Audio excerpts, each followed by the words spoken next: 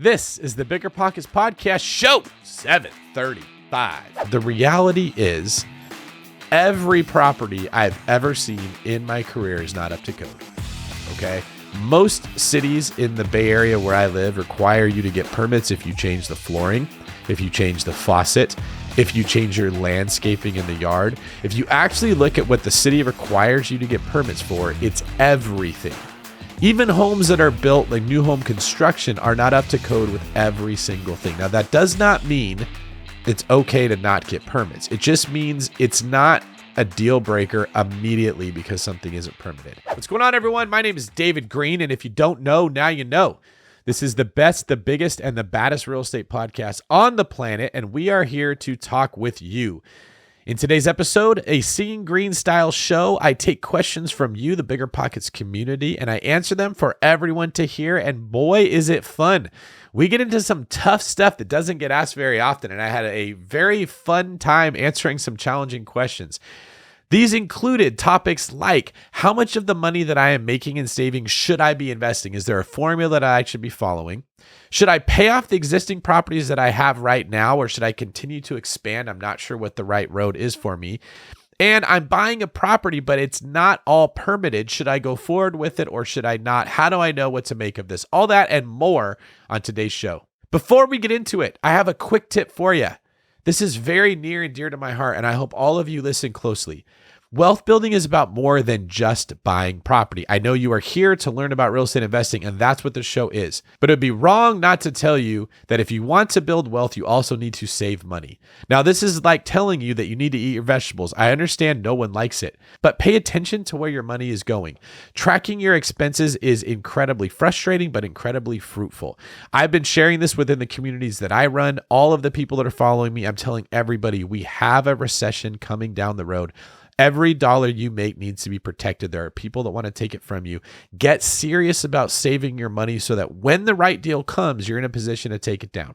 All right, let's get to our first question. David Pilf Daddy Greene, thank you so much for taking my question. My name is Matthew Van Horn. I'm from Memphis, Tennessee. I have a small portfolio. I own 3 short-term rentals here in Memphis, and I have a side business managing short-term rentals for other folks. By the way, if people don't understand the Pilf Daddy reference, they need to listen to episode 674 with Ashley Hamilton. It is informative and very, very funny, I thought.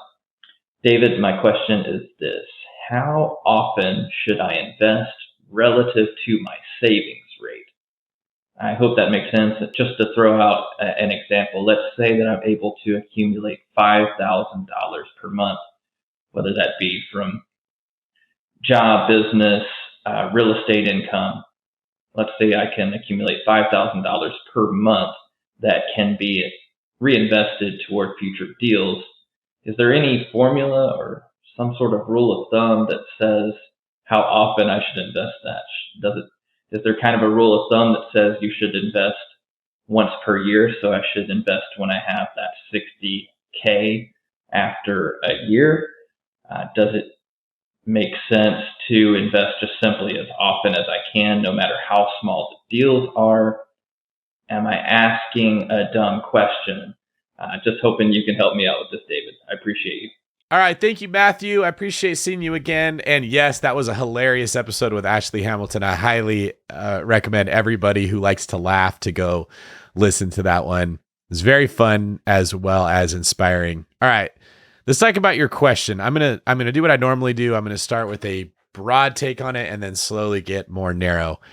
My personal opinion, this is just David Greene talking right now. I'm not representing everyone at BiggerPockets or everybody in the world, is that it doesn't work to frame the question the way that you did, but yet we all want to do that. Okay. So people will say, what percentage of money should I set aside for repairs or emergencies?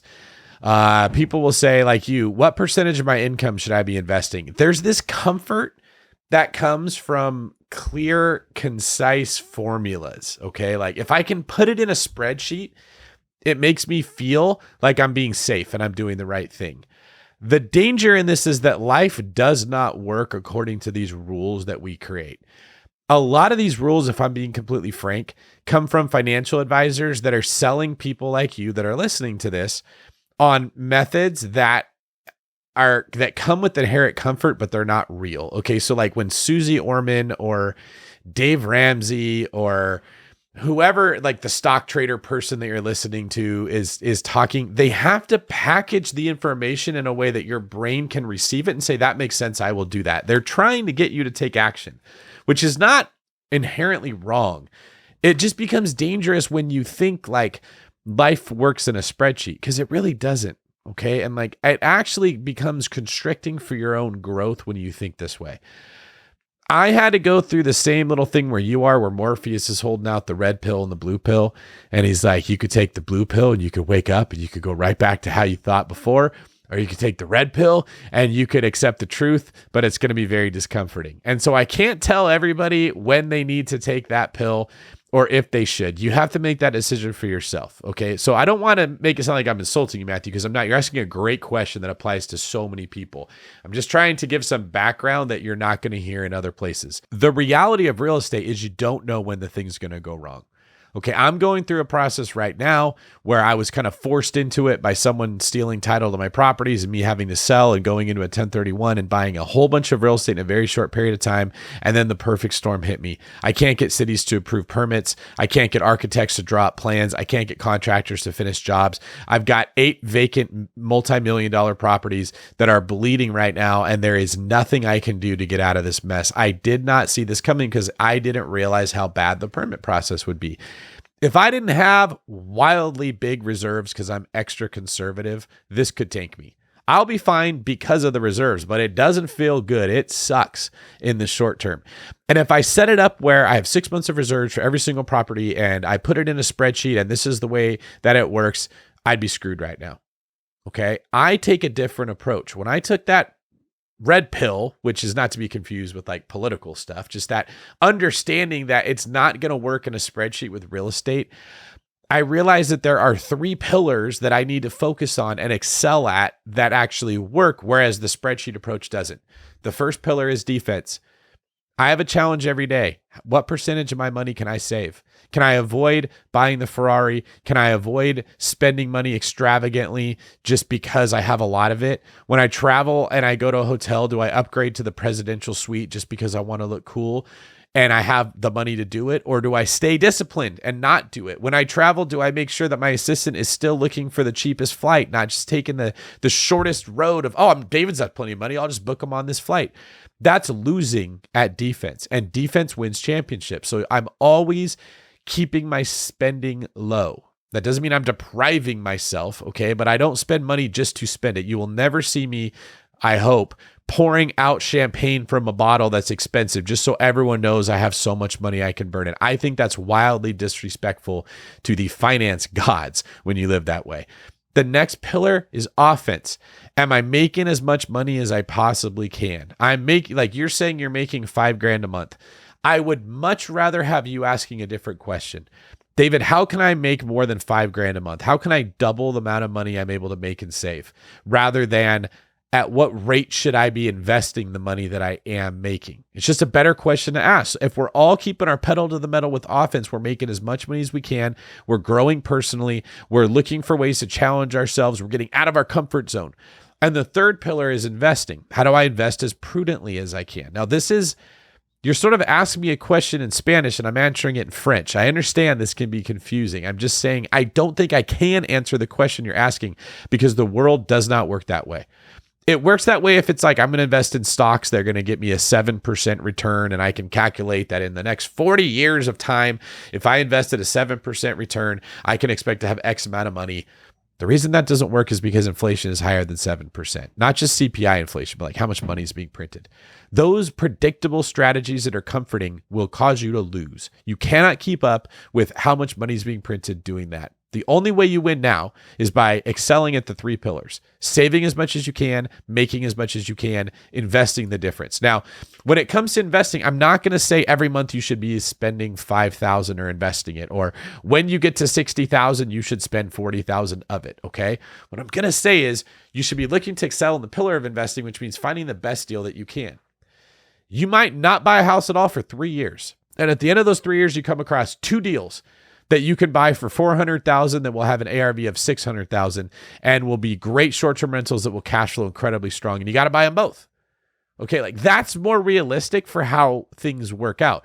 You might put your attention on offense and make more money. And in the process of taking on more investors and managing their houses for them, challenging yourself in that way, a couple of them are like, we don't want to own these anymore. Do you want to just buy them from me? And you get great deals that you're like, oh, if I wouldn't have spent all my money on mediocre deals because I was supposed to spend it at a certain rate, I would be able to buy these amazing deals. That's much more my style, okay? I might not buy much real estate over a 3 or 4 year period and then go buy a whole bunch of them at one time when I see the market open up, right? I might buy a lot of one asset type and then switch and move into another one and make big moves in these moments because I'm not asking to live life in this predictable way that you're saying. Now, Susie Orman could answer this question. There are absolutely financial people that could. They're probably not real estate investors because real estate investors got to jump on the deal when it comes. I would much rather have you say, I buy great deals. I'm looking for great deals. I will be ready and liquid to pounce when I see a great deal. I will have tools in my toolbox that I can use, like seller financing or whatever it is that you can excel at to get those great deals. But you don't control when a great deal comes. What you can control is how much money you're spending, how much money you're saving, and how much money you're making. Okay, so I want you to come back, go to biggerpockets.com/David, submit another video, and I want you to say, thank you, David.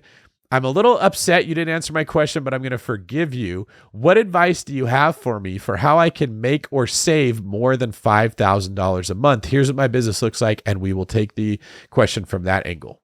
For everyone who's listening, I hope this made some sense. Okay. You got to look at money differently if you want to be able to accumulate it like the wealthy people do.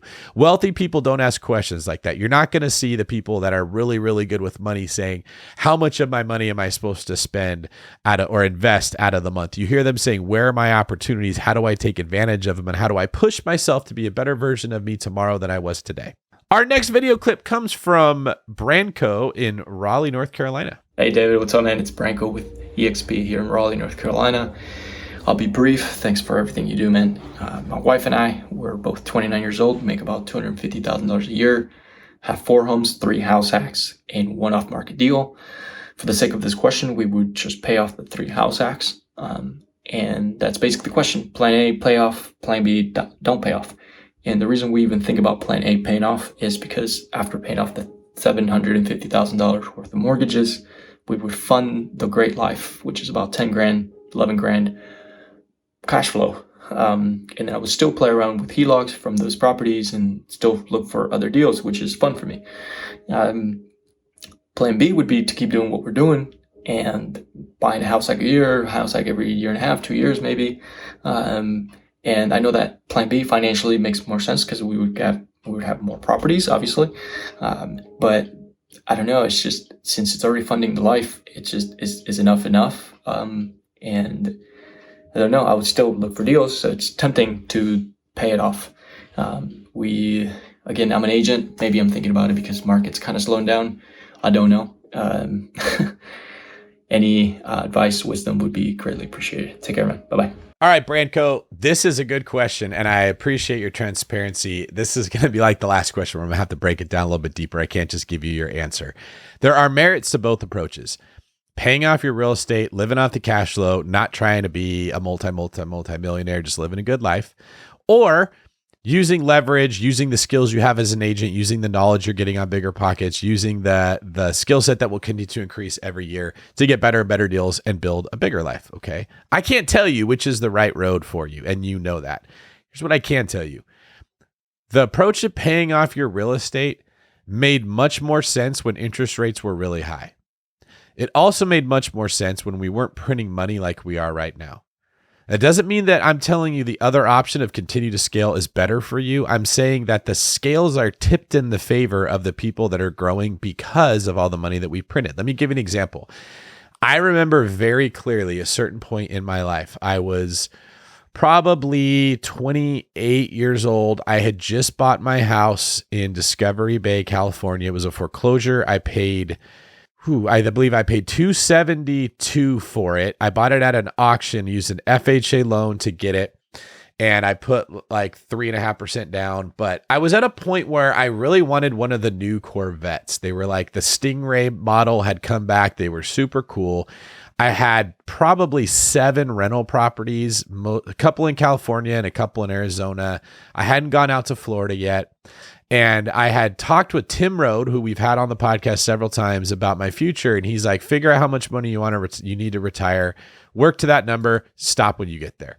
So I was like, all right, if I got $5,000 a month coming in from rental properties and I got $5,000 a month coming in for my retirement as a cop, oh my God, $10,000. That's way more money than I would ever need.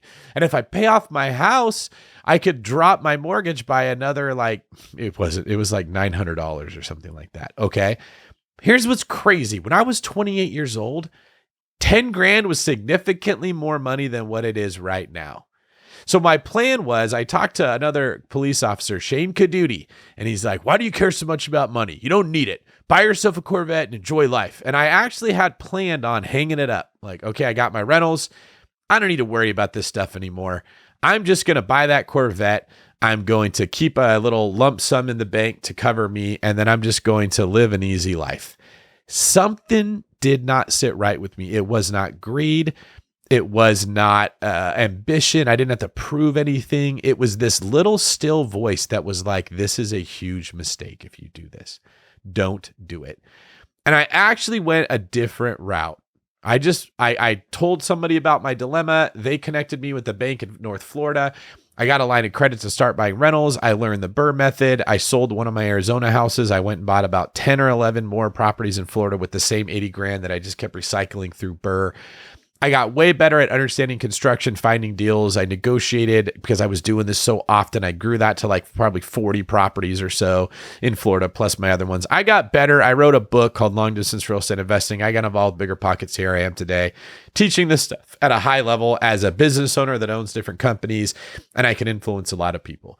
Real estate did so much more for me than just gave me $5,000 a month to live a life. And here's the scary thing. When I look back at where I was, if I'd hung it up, I would still be working as a cop. I would only have $5,000 a month of passive income. Maybe with rent bumps, it might be like $6,500 or something right now.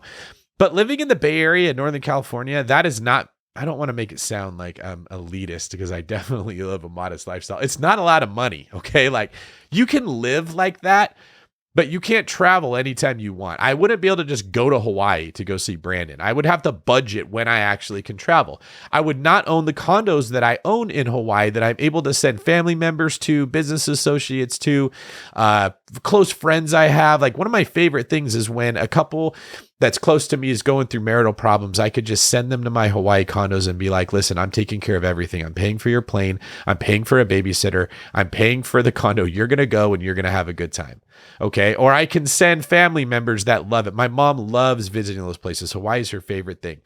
I could not do that if I didn't have those properties, and I absolutely would not have them if I had retired earlier. Okay. I'm not trying to sway you in any direction. I'm just being honest about this idea that I had that if I just stop growing and I stay where I am was wrong. I would not have stayed where I was. Inflation, things probably cost a legit 3 times as much as what they did. At that time in my life, I could probably buy like a steak at Safeway for $8. That same steak is like $25 right now. Everything is so much more money. That car that I was driving eventually is going to wear down. Okay. I bought that thing. It was a brand new Camry and I bought it for like $22,000. It was so cheap by today's standards. Like now that same car might be 40, 50 grand or more for just a normal base model car. Well, I'd be screwed when my stuff wore out and I had to go buy another one. The repairs on the house I live in, the house payment's the same, but everything costs more money to me to fix up because of inflation. And I realized that the world isn't going to stop growing just because we stop growing or we stop working. You're always in an uphill battle. Things become more expensive with time. So I would encourage you to strongly consider continuing to work as an agent, continuing to invest in real estate, continuing to house hack every year, continuing to make decisions that will make the version of you 10, 20, 30 years down the road happy, and not take the assumption that everything's hunky-dory. that everything will be fine, that you'll pay off your properties and you'll be fine. That money that you could get from paying off your properties could very well not be enough to live on. You might have another kid. You might get a sick family member. The market for real estate agents might change and commissions go away. You can't make a living like that anymore. And you find yourself having to go back to work in a factory, not liking your life because we cannot predict what's going to happen. I think it's a big mistake when we assume the best. The world's going to get easier. It's going to get better. We can just stop. You don't know what's going to happen. What if you get sick or you end up dying and your family is left without their breadwinner? If you have a bunch of real estate they can sell, that's some money that they can live off of. If you're gone, not the same case. So you could tell that I'm leaning more towards you're a young guy, you're ambitious, you're working as an agent, you're well-spoken, you're articulate, you have skills. Freaking use them. Like I would never tell someone that was really into fitness, go win a fitness competition and then retire and never exercise again. You don't need to. It's true. You don't have to, but why would you want to get unhealthier? Once you've learned fitness and you're good at exercise and you're good at eating good, you don't have to compete at the highest level ever, but why would you throw that away? It's easier for you to exceed at these things than it would be for other people. So if the genesis of your question is coming from maybe shame or guilt, like I shouldn't be this ambitious, I don't need this much, don't buy into that. I had to face that same battle and I never became a greedy a-hole. I never became the person that was buying Bugattis and McLarens with all my money. I never bought a private jet. I still live in that same house, believe it or not. Okay. Like I never went and bought a big baller property. I don't need to. I don't have a family right now. That property is fine. In fact, I could probably downgrade. I could move into one of the units of the short-term rentals that I'm developing and sell that house. And I might end up doing that. I don't need a humongous property. I didn't assume that everything would go better. I knew it could go worse. And I am so glad that I built the businesses, that I kept expanding, that I kept moving forward because money is now becoming an issue for more and more people. And the more of it I have, the more I'll be able to help. So hope that helps answer your question. If there's any further clarity I can give, please send us another video.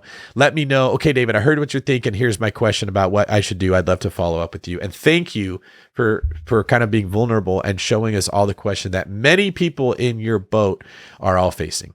Our next question is a video submission from JD Mims. Hi, David. My question is about real estate agents. So I am looking for a property here for my personal residence in California, in Sacramento.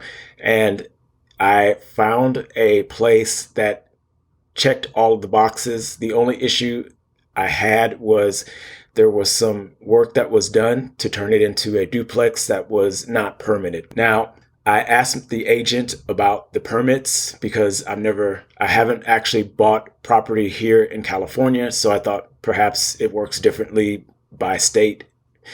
And so I said, this is my concern. The work hasn't been permitted. I'm worried about what will happen if I try to sell it and if I put a renter once I move out. The agent is a newer agent, so he asked his boss. His boss says, well, as long as the work is done in a workmanlike manner, then you're fine, as long as the appraiser comes in and it passes the appraisal. I reached out to the city and they said that that is not true. So my question is, should this be a deal breaker, or is there some type of a gray area that I'm not understanding? Because I feel like the answer that I was given was just to pacify me, because we've been looking for a while and the market is very difficult and they just wanted me to buy something and move on. But my feeling is that it should be a big deal, but I don't know if I'm making it bigger than what it really should be, because I feel like as an agent, you should be looking out for me and give me correct information. But I don't know, maybe there's a gray area. Maybe I'm making it a bigger deal than it needs to be. So I would love your feedback on this. Thank you. All right, JD, sounds good. Let's break down this situation because you're not the only one who's here. Man, there's so many angles to tackle with this.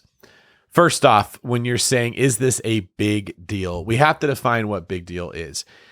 There's many different angles to approach this. So the analogy I'm going to give is when we talk about there is free speech in America. Okay. This is something you deal with a lot when you're like in law enforcement, or if you're following like what's going on with social media. There is free speech in America. The problem is when somebody says something offensive and then people get mad at them, or they lose their job, or they get kicked off of a platform or something like that, right? The response is always, well, I have free speech. You can't do this to me. It's just they're applying it in the wrong way. In the arena of other people liking you, or the job you're holding, or the rules of whatever that social media platform are, you can't just say anything. They have their own rules. In the arena of the penal code, you do have freedoms. Like, you can't go to jail for saying, I don't like the president, but you can lose your job, I suppose, for saying something like that. Like, private companies are allowed to have their own set of rules, whether you agree with them or not. The protection of free speech does not apply to everything. It just applies to the government being able to punish you. You can't get an infraction or get a citation for saying something unpopular. And when people get confused about that, then they don't know what to make of it, because they're like, well, isn't there laws to protect my free speech? And like, yeah, but that doesn't mean that you can do certain things in certain environments without consequences. Okay. This applies to your permitting situation. Is it a big deal? Well, if you call the city and say, does it need to be permitted? 100% of the time, they're going to say yes. They have to say yes. This would be like when I was in law enforcement and someone walks up to me and they say, hey, I want to jaywalk right now. Am I allowed to do it? I am not allowed to say, yeah, go ahead and jaywalk, because if you get hit by a car, I'm going to be responsible for that. So like, I can't say, yes, go jaywalk. On the other hand, does it mean that I like chase down every single person I saw across the street without using a crosswalk? No, I probably didn't care unless it was like a super busy intersection and they were causing a big deal. That's the best example I can give for permitting situations. The reality is every property I've ever seen in my career is not up to code. Okay. Most cities in the Bay Area where I live require you to get permits if you change the flooring, if you change the faucet, if you change your landscaping in the yard. If you actually look at what the city requires you to get permits for, it's everything. Even homes that are built, like new home construction, are not up to code with every single thing. Now, that does not mean it's okay to not get permits. It just means it's not a deal breaker immediately because something isn't permitted. Also, I'm going to tell you, and everyone was going to tell you, always get it permitted. But that's because people have to tell you that. It just isn't practical that everyone's going to do that. Now, if you're trying to figure out, will this get me in trouble? It depends on what the stuff is. When you say work was done without permits, you didn't give me enough specifics on what happened. If they put up some drywall or some sheetrock or something and they didn't get a permit, they turned one living room into 2 bedrooms. I've never seen in my career, doesn't mean it can't happen, I've just never seen the city get involved and say, you put up drywall without a permit, you're in huge trouble. We're going to put you in jail. Okay. But what if the property is in an area that is zoned for single family properties and they are operating it as a duplex? The zoning situation could become a big deal. If you're not allowed to have more than 1 door in that neighborhood and you're working it as 2 doors, they could shut you down. The city could go in there and say, hey, this isn't going to work. Now, California, because you mentioned you're in Sacramento, does have laws that prohibit municipalities from not letting you put an ADU in your property. So this is one workaround when the city tries to say you can't have a second unit, you can't make it a duplex, where you can come in and say, you can't stop me from doing it. I'm allowed to have an ADU. The city can come back and say, does this unit that you are calling an ADU meet the requirements that we have spelled out as an ADU? That's one of the ways I would take your question to your agent or the city. Hey, this property had work that was done. It's now a duplex. Will the second unit count as an ADU? And I'd get information on that to see if maybe you're going to be covered there. I might also say, if I buy the property and the work wasn't permitted, like what are the consequences that could come? Maybe the city says, we have no idea. If nobody complains, we're not going to care. Maybe the city says, oh, we would send an inspector immediately and make you fix the work. But I think, JD, you got to do a little bit of legwork to figure out what is actually going to happen. The vibe I'm getting is you're wanting your agent to do this legwork for you and tell you this is a big deal, and then possibly go to the seller and get the seller to drop their price or get the permit work done. And you want everyone to be like, oh, we cannot let this stand. And that's where your frustration might be coming from. The seller's probably not going to care because the seller knows that nobody has work done with permits, that there's another buyer that will buy the property and they might not care about it whatsoever. The permit thing is such a hot button topic because there is no clear line in the sand that we can navigate these situations with, which is what we want. It's more comforting when it is clear what should be done and what shouldn't be done. I can't give you a more direct answer because I don't have any more information. But what I can say is I wouldn't be mad at your agent for the response they're giving you, because this is what every agent everywhere is going to say. I'll also say it's not an immediate, it's not permitted, so don't buy it. Because almost every property, probably every property I've ever seen, has some form of work done that was not permitted. But I don't know the type of work, okay? If they took a single family home and they put this they literally built and extended the square footage of it and they didn't get any permits and you don't know if it was done safely, that's a huge deal. You can't just build onto a house with, maybe the contractors didn't do it, maybe the homeowner built it himself. But maybe they just took an area of the home and they walled it off from the rest of it. And even though they didn't tell the city, the work was still done up to code and still done safely, and it's perfectly fine. I think you need to get some more specifics on the situation before you make your decision on if you should purchase the property or not. And unfortunately, I didn't get those, so I can't give you a more direct answer. Hopefully, the advice that I am giving you does help with the decision you have to make. All right, we're moving on to the part of the show where I get to share the comments from previous shows on YouTube, and I love this. I want to encourage you guys to please leave more comments for me to read. The funnier, the more insightful, the more clever, the better. And even if it's something that you don't agree with, or you want more clarity on why I said what I said, or you're confused, or you have a topic you want us to talk about more, tell us in the comments. We read them for every single show and we incorporate them into future shows. Our first comment comes from John Conradi. David, you're a boss and have been so helpful in my journey. Just want to say you explain things super clear and keep up the good work. Thank you, John. That's probably the hardest part of the job. It's not always knowing what to tell everybody. It's how do I say this clearly without leaving out anything that could get somebody in trouble, without taking too long where I lose their attention. This is always where my stress levels come from when I'm talking, is like, did I leave anything out or did I say too much? And how do I find that perfect balance? Zachary Hitchcock says, I love the podcast and it has helped change my behavior from paycheck to paycheck to being on my path to long-term generational wealth. Zachary, that warms my heart. Love hearing that.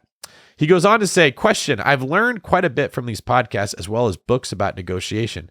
What is the best way to go about utilizing this knowledge while having to negotiate through agents? Is it taboo to speak to a seller agent directly, or is it best to focus energy to strategize with my agent? Yeah, that's tough. I'm tempted sometimes to go around my agent also, and I'm an experienced person. In general, you don't want to do that. What you probably want to find is you want to choose an agent that is receptive to your advice. So when you say, hey, I want you to go say this, you want the agent that actually listens to you and says, okay, I'll go say it that way, or pushes back and says, I don't want to do it that way. You want to get the impression the agent cares about how they're negotiating. Okay, what most agents do, they're not very good, is they say, yeah, I don't want to do that. Let's just write them something. Let's just put it in writing and send it over there. But they don't think about presenting it in the right way. It is tricky. The problem with you talking to the listing agent directly is you want to be talking to the seller. Okay, like you go talk to the seller's agent and then your words get put through their filter as it comes to the seller, and it still isn't going to be what you want. It's very difficult to negotiate the way that I describe when it's through agents. You just want to make sure you pick an agent that has some skill in this area. And when you communicate with them, the better that they are able to sell you, it's very likely that they're able to sell the other agent in the same way. These comments come from episode 717, by the way, if you guys want to go check that one out. The next one comes from Joe Chabis. Golden Girls. Blanche Devereaux was the original house hacker. And who wouldn't want Sophia as a tenant? Picture it. Sicily, 1925, looking for a burr. This is hilarious because we talked about Golden Girls on that episode. And yes, I suppose Blanche was a house hacker, having all the other girls living with her. House hacking before it had a name goes right back to Golden Girls. Well done, Joe. That's hilarious. Steve Borowski says, wow, hold on there, David. people were stealing titles to your property and you just glazed over it. I get that you don't want to go into personal detail about the issue, but I would love it if you could talk a little bit about how to protect yourself from such things. In my mind, I'm thinking if it can happen to David G, it can happen to me, and how do I avoid it? Yeah, I'm trying to not become a target of that more in the future. And the way that this worked out, it could not have been avoided, unfortunately. So I'm restructuring things to make it so that this can't happen again. But title theft is very real. And it caused a cascade of problems for me. It forced me into a 1031. I bought more properties at one time than I wanted to. The city permits have come in and they've screwed things up. I've had all kinds of issues with trying to get stuff approved. I had people on my team that were managing my portfolio that had to quit from this. It's been absolutely horrible, and it's put me into a place where I'm trying to claw my way out of the disaster that created. But that happens with real estate. That happens with life. You can't turn yourself into a victim just because like you got dealt a raw deal. And in my experience, when you continue to do the right things, God, the universe, fate, however you want to look at it, will work this around for my benefit in some way. So the reason I'm not sharing more details about how that happened is I don't want to dangle it out there for more people to learn how they could go do the same thing. I think there's a lot more predators out there looking to steal other people's stuff than we're aware of. But if you would like, send me a message. I do talk about it in a private group that I run. If you're in that group, you could hear more about it there. So thank you. All right, everybody. That is our show for today. I hope you enjoyed listening to that as much as I enjoyed making it. I also hope you're enjoying the Seeing Greene episodes. Again, if you want to be featured on here, go to biggerpockets.com/David and submit your question. I would love to answer it. And please continue to engage in the YouTube comments. Lastly, if you are liking this and you like that you don't have to pay for it, all I would ask that you would do is go to wherever you listen to your podcast, Apple Podcasts, Spotify, whatever it is, and leave us a 5-star review and just tell people why you like the show. That helps a ton. If you want to know more about me, you want to see what I got going on, you want to kind of like peek the curtain and see what is going on in Greenland, you can follow me at davidgreene24 on all social media. You can also check out my new website, davidgreene24.com, and then DM me or let me know what you think of the website. I had to pay a lot of money to get this thing made. It is launching very soon, or probably should be out by the time this is there. So please give me some feedback on that. And lastly, if you have some time, watch another video, listen to another podcast, educate yourself further. And if you don't, I'll see you on the next episode. Love you. Appreciate you. I know you could be getting your information from anywhere. And so I appreciate that. Your attention, the most valuable commodity you have, is on us at BiggerPockets. Check out the BiggerPockets website with the forums if you want to learn more and you don't want to have to do so by listening. If you like reading, I'll see you guys on the next show.